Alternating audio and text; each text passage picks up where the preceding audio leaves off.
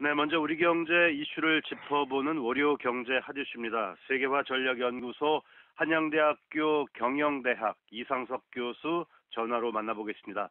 네, 이상석 교수님 안녕하세요. 네, 안녕하십니까. 네, 교수님 오늘은 어떤 경제 이슈를 짚어볼까요? 네, 일본의 후쿠시마 원전 방사능 오염수 배출이 결정이 됐죠. 네, 그렇게 되면서 자, 우리를 비롯한 전 세계 시선이 일본으로 모이고 있는 그런 상황입니다. 예, 예, 자, 안 그래도 찬바람 쌩쌩 불고 있는 한일 관계였었는데 그렇죠. 설마 하던 문제까지 또 부상하게 되면서 당분간 한일 관계 회복 뭐 꿈도 꿀 수 없는 상황에 이르게 됐습니다. 아, 참. 네, 오늘은 이 후쿠시마 원전 방사능 오염수와 관련된 다양한 이야기들 좀 나눠보겠습니다. 예, 예, 알겠습니다. 일본이 원전수 방류 결정을 내린 게 지난주 13일이었는데요. 정말 뭐 그렇죠. 좀 당황스럽습니다. 네, 맞습니다. 강요 회의를 통해서 이런 결정 내렸죠. 네. 후쿠시마 제1 원전 탱크에 보관 중이었던 오염수를 해양에 방출하는 처리수 처분에 관련된 기본 방침을 이날 결정을 하게 됐습니다. 네네. 문제는 이날 결정된 방식에 있었는데요. 네. 배출 전에 다핵종 제거 장비 등으로 이 방사성 물질의 대부분을 제거하는데 삼중 수소는 걸러내지 못하기 때문에 물을 섞어서 농도를 낮추고 이것을 바다, 해양으로 방출하겠다 이런 계획을 내린 겁니다.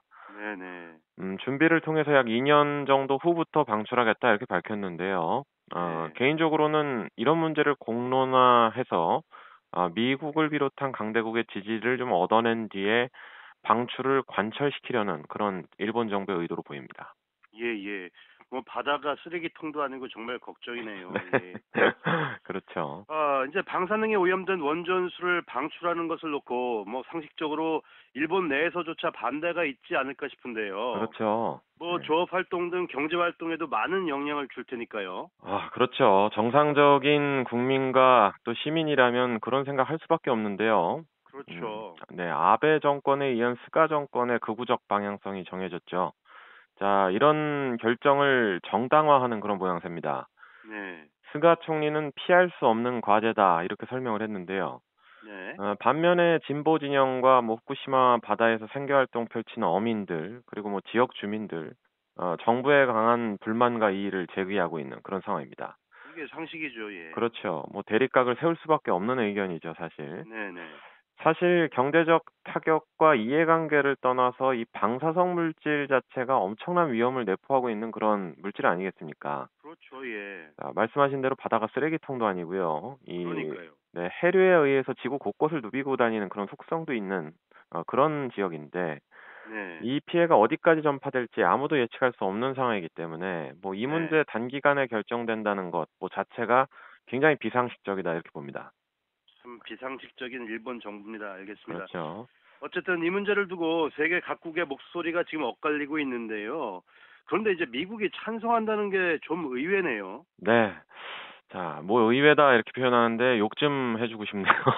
그러니까요. 네.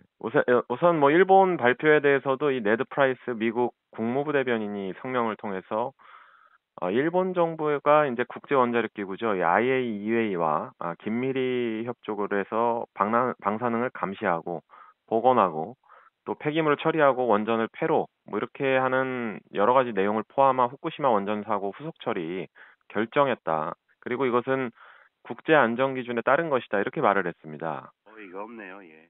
네, 그런데 바이든 정부가 보여주는 모습은 친환경, 또 뭐 그린 에너지, 뭐 탄소 저감 정책, 뭐 이런 큰 방향성을 모두 보여줘 왔었는데요. 그러니까요. 자, 이런 면에서는 정말 뭐 어이가 없다, 이렇게 느껴질 정도로 관대한 모습이니까, 뭐로 봐도 미국과 일본의 이전에 미리실 커넥트가 있지 않았냐, 이렇게밖에 보여지지 않습니다. 예, 예. 막말로 미국의 앞바다에 뭐 멕시코나 쿠바 같은 국가들에서 원전수 뭐 국제 안전 기준에 맞춰서 방출한다면 이런 모습을 보일지 참 의문입니다. 미사일 쏘겠죠. 네, 또 뭐 일본 역시도 우리가 국제 기준에 맞는 방사성 오염수를 뭐 방출한다고 해도 일본이 이런 모습일지 정말 의문이 드는 그런 상황입니다.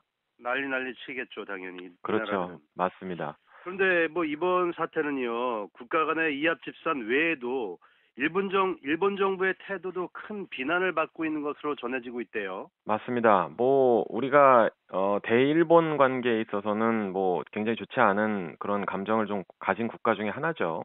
예, 독도 문제도 있고요.